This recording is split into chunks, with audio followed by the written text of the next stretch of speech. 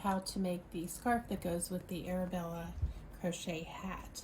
And this does resemble the alpine stitch, but it is not. And I've got one half of the scarf done. I'm just putting some tassels on it. So because the pattern is one side, it's going to be worked in 2 halves and then connected at the back of the neck. Right, so let me get started on half number 2. So you're going to use a 5mm hook and category 4 yarn. I'm using Paint Box Simply Aran. And I'm going to chain 32 stitches.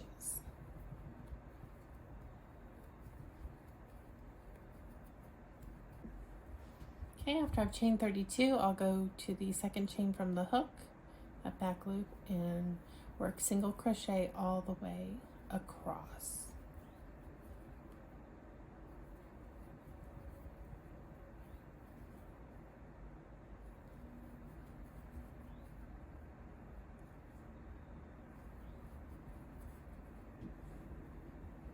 Then I'm going to chain 1, and now I begin the setup. So I'm going to do another row of single crochet.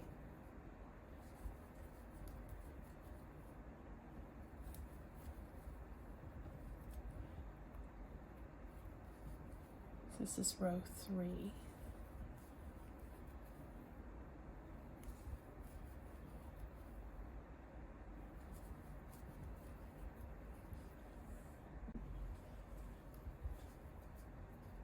So I'm on my next row now. And if you have done the hat pattern or saw the hat pattern first, you know that this alternates a row of single crochet and a row of double crochet throughout the pattern, and I will be doing that throughout the scarf as well.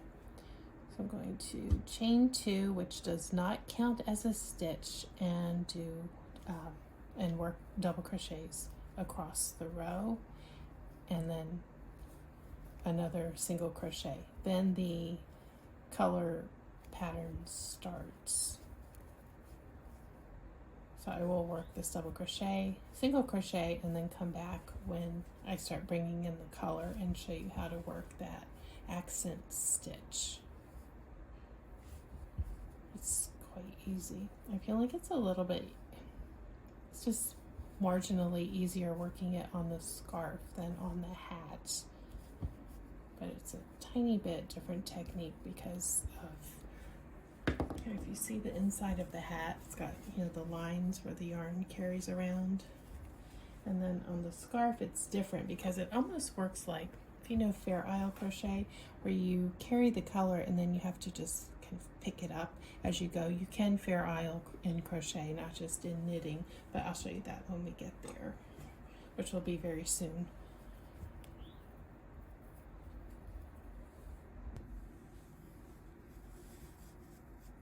Right now I'm on pattern row 6, which comes after the single crochet row, so it's going to be a double crochet row. I'll do my chain 2. I'll get my accent color ready. Yarn over. Again, it does not count as a stitch. It's there for height. 1, 2, 3. Don't finish the stitch, bring in the color.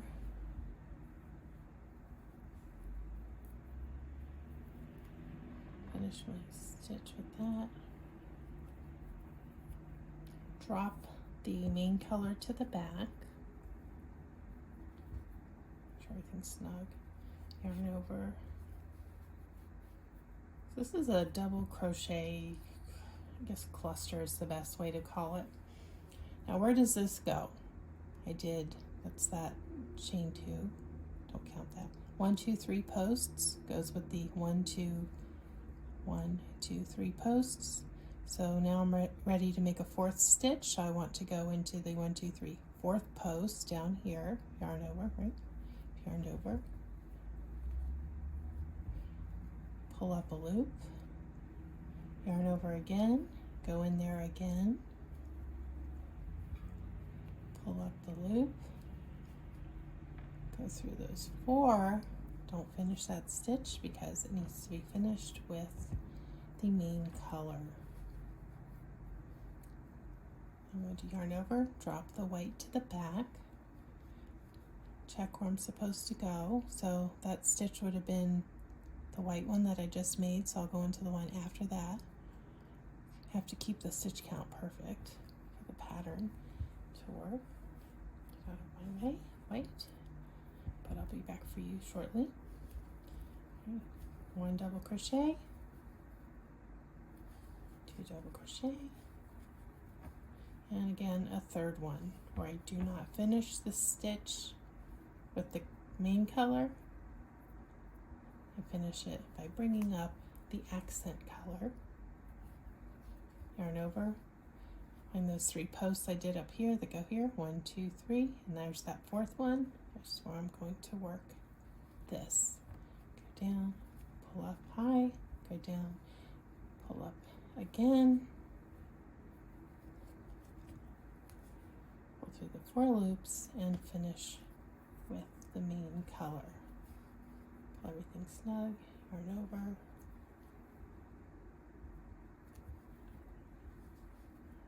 work 3 again, so it's 3 posts between each little cluster. 2, 3, bring up the white at the end of the 3rd stitch. Find that 1, 2, 3, 4th post. Work my double crochet into that, yarn over, go in again, draw through the 4, and finish the stitch with the main color.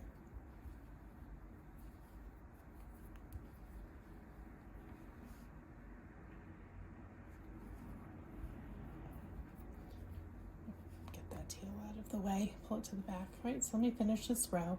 Then again a single crochet coming back in this direction, and as I come back this way again, I'll be back on with the 2nd accent color that I'm using for this piece, which is the gold color.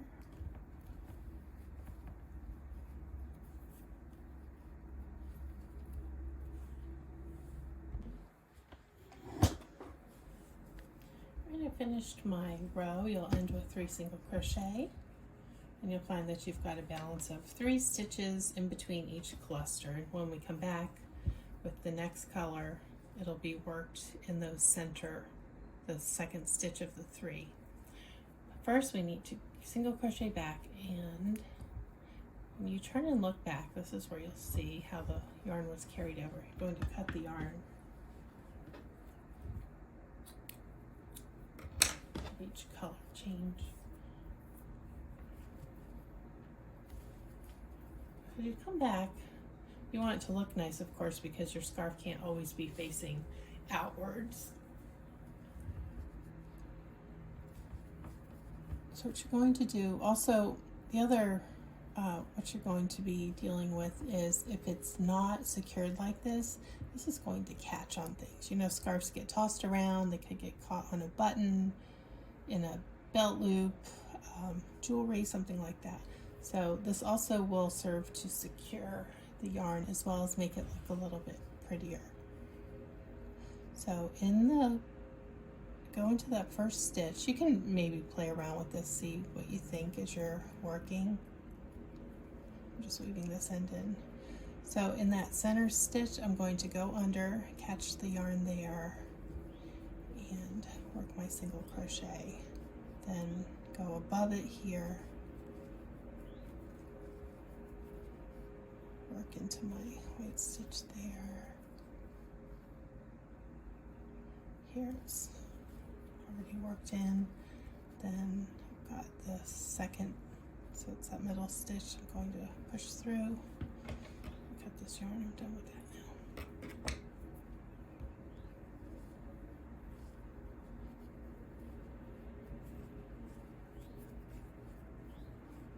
Pull it up, go down,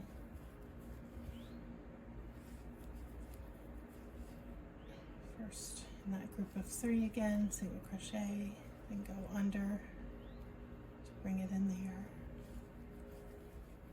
And you can see by doing that, it's less likely to be catching on something because it's, you know, nailed down, so to speak. You could go behind and put more of it behind your stitches here. Just do all of these so that this is hidden behind it. But I don't mind the little subtle pattern there.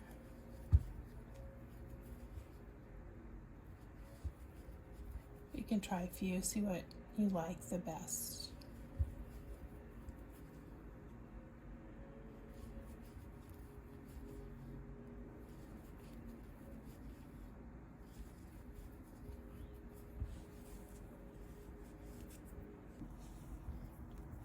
Right now it's time for the next accent row. So this will be a double crochet row. I'm going to chain 2, go into that first stitch, and then immediately bring in the next color. So as I mentioned before, in these 3 stitches between each little double crochet cluster is where the next color will be, right? So the first of the 3 stitches I just did as the first double crochet, finishing it with the second color that I'm using, and then work into that second post. Yarn over, go into the post, brings up, yarn over, go in there again, bring up, go through 4, drop it back, and bring up the main color.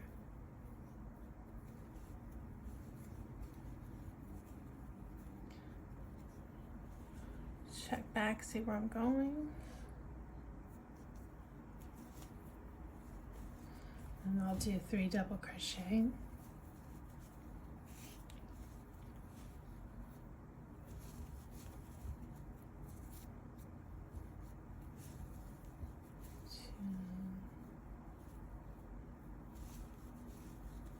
Okay, that's that 3rd double crochet. And I'll bring up the accent color to finish the stitch.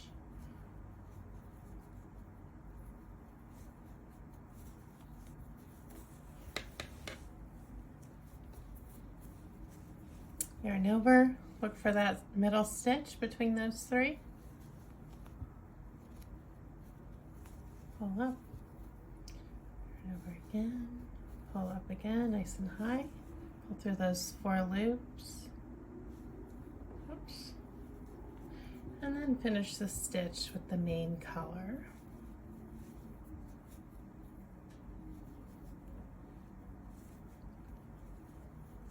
Oops. 3 double crochet.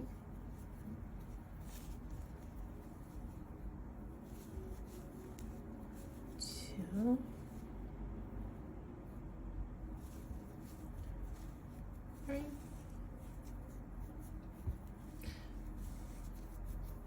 Yarn over,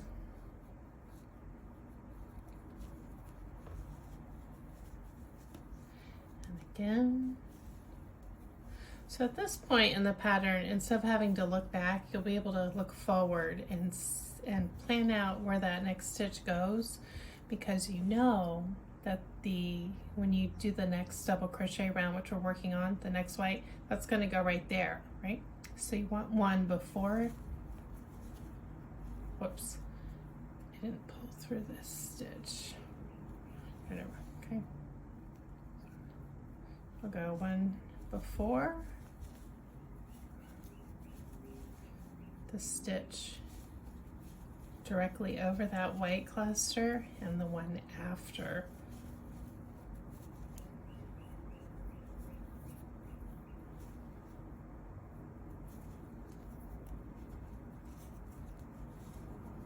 And it perfectly positions you to go into that stitch where you need to go next. So you'll alternate those you can do as many as you like, but you can see in the written pattern how many rows I do of each. And I keep working the single crochet, double crochet. I'll show you. All the way up, and you can kind of see the texture it gives if you ignore the color, but you can see there's a very subtle texture from alternating the single and double crochets.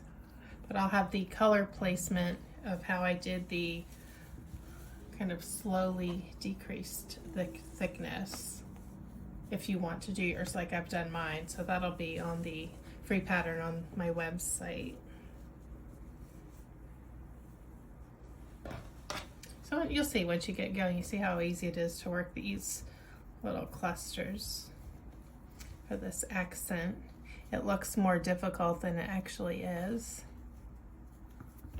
And I think having the two different colors really gives it that extra special eye-catching look.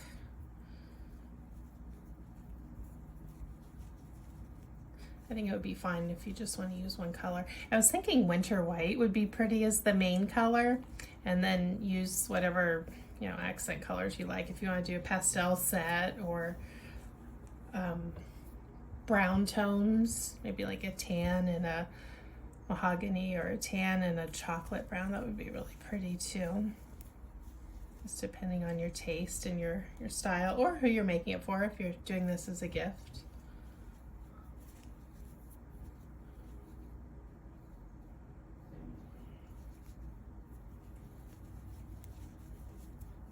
You could even get really colorful with the fringe and use your accent colors instead of the main color.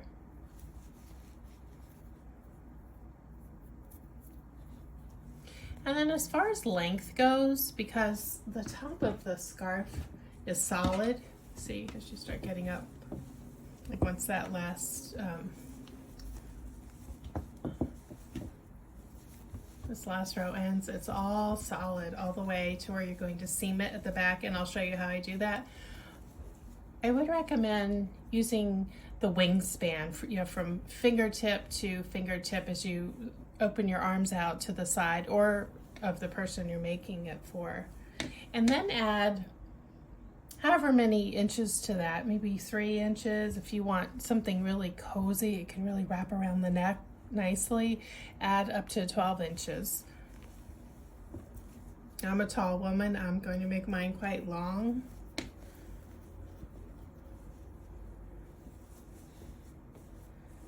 So keep that in mind as you're working your length. Alright, so you see I finished the more bubbly accent, and now I'm just working up into the stripes. So the remaining top part from here on out meaning from this point all the way till you get to the length that you would like your scarf to be, you'll continue to alternate what we were doing down below without the bubbles. So this was a single crochet, double crochet, repeat in rows. So that's why I've got this kind of subtle, it's not quite ribbing, but it's a little bit of a texture. And then in the pattern, I've noted which rows the color has been changed out on, so that it's going to graduate from thicker stripes to thinner to none at all as you get up towards the shoulders. So if you want to follow the way that I do the stripes, if you like the way mine looks, that's there in the pattern. But after this, it's just really simple, doing the single crochet row and then the double crochet row. And I'm going to do fringe. I'll probably block that fringe before I come back and close the two pieces together around the back of the neck. I think I'm gonna make my scarf pretty long as far as proportion. I'm a tall woman, 5'11", and I like a long scarf, and definitely will want to be able to wrap it around my neck. So I've got a ways to go with my solid part for the length, the solid gray that I'm using, this charcoal color. And I'll get it done. This works up pretty quickly. Might make another set as a gift. Such a pretty set.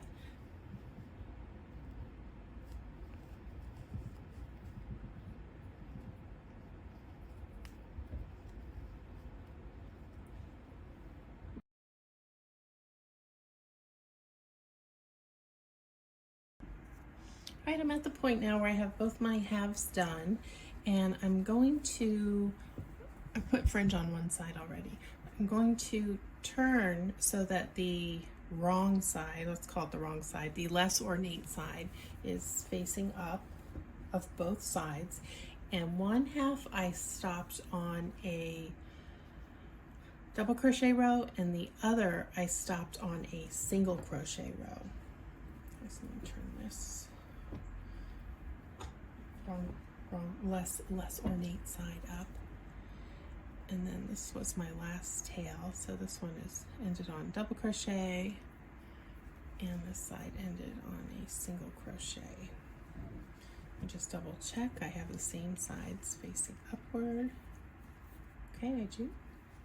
So what I'm going to do, this is still that working tail, this is the last one that I did, and then this is the tail cut, and I just tucked it away out of the way until I'm going to weave it in. Pull this snug. I'm going to line up. You should have the same number of stitches on both so that they line up, and use your bigger hook for this. Don't use the, I think for the hat is the one that had the smaller for the ribbing. Just, you know, we want to keep these kind of loose. And the reason that I ended on double crochet one row and single crochet on the other is so that I can still maintain that ridged look. If you look closely, you will be able to tell it's been stitched together, but it won't be blaring. Plus this will be the back of the neck. All right, so I'm going to go into the, I think my cat got on this. I see a cat long, I have those long fluffy cats, long haired cats. Okay, back loop corresponding back loop, and then slip through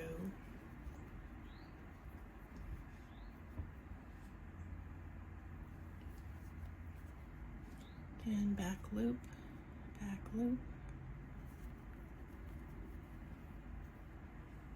slip,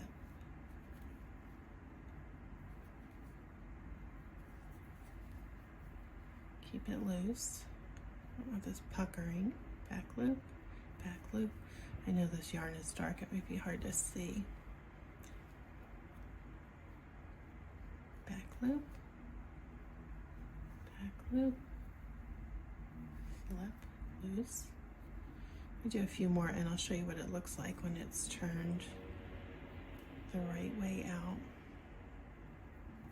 So this will still give that ridged look that this has throughout the body. So it's not quite a ribbing, but it's textured. So I decided it's ridged, just enough for visual interest.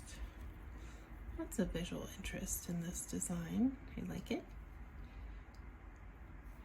And I have some other colors in the work that I will probably put on the blog post if you want some other color inspirations.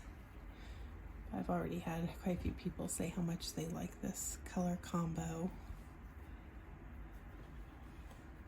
But that's the fun of making it ourselves. We can either use what we have, use our favorite colors or our recipient's favorite colors. You can do school colors if your recipient is a student.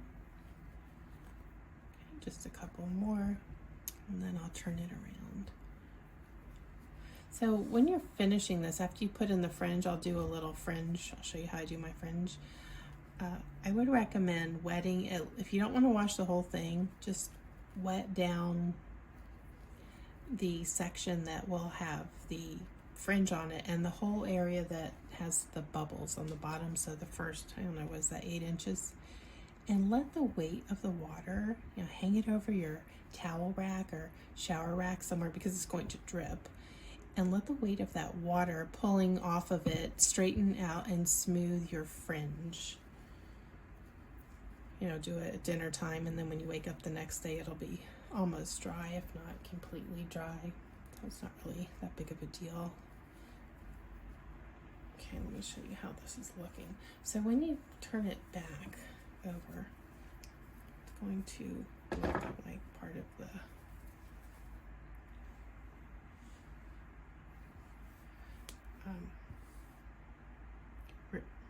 ridging. Okay, so I'm going to finish this and be right back with how I do my fringe. If you have a way you like, of course. Okay, so for my fringe, I want it to hang about 4 or 5 inches and then allow for the knot. So I'm going to use my ruler. So hanging will mean both sides after I loop it will be half of that. So it would be 6 inches plus room for the knot. Or, did that make sense? I don't know. So the length, where is this? The length of these threads is about 10, 11 inches, and then they're knotted, so they hang half of 10 or 11 inches, so about 5 inches plus the knot. So just double the length of how long you want your fringe to be when you're making this loop. I still don't know if I explained that well, but I'm going to show you. Maybe showing you will do better if you haven't made fringe before. Let me wrap this a few times and do a couple of fringes. You can use a book, fringe maker. I should get a fringe maker because I do make fringe from time to time. Like that.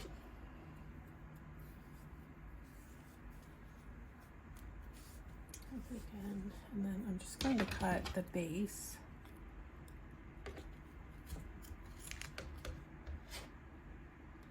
First. All this will get a haircut once it's dry. Okay. And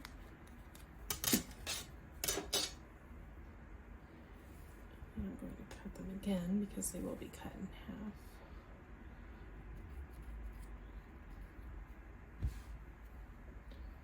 Or split in half when I loop them.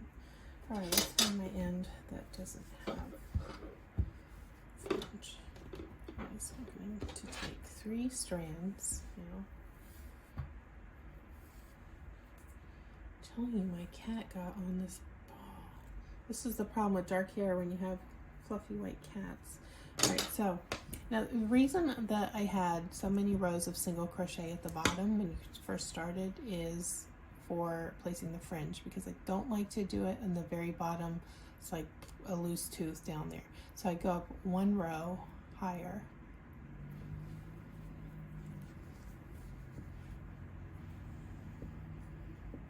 I'm going to bring my hook through quite that high there. So that's the second single crochet row. Grab my loop.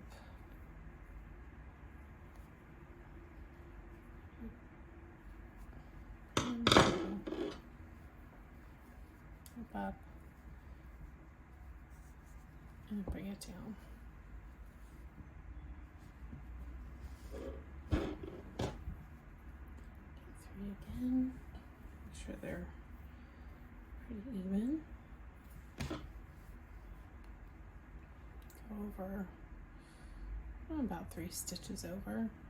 You can make it really thin too if you just want to use 1 or 2 and just do a bunch of thin strands.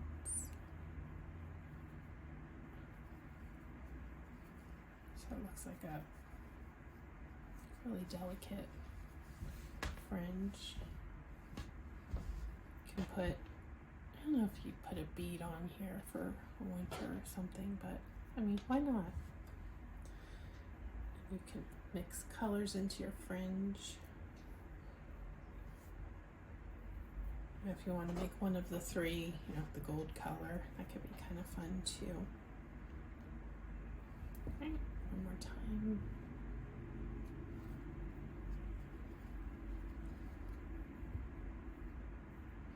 Now, you should loop from the same side because the opposite side will look just a little bit different. And if you like the way that looks, then turn over and do it this direction. See how it looks different when you come in this way versus this way. This is more like the necktie look. And this to me looks like an inverted heart. Just whatever your preference is. So that's how I do my fringe. So once I finish that, I'm going to submerge this completely in water from here to here. I might wash the whole thing just to soften it, but at least to get my fringe straight so I can take some pretty pictures. I'll do from here down and let the weight of the water pull the fringe smooth and straight, and then I will trim it. I'll straighten it out with a ruler like this and then trim across so that everything's even and pretty.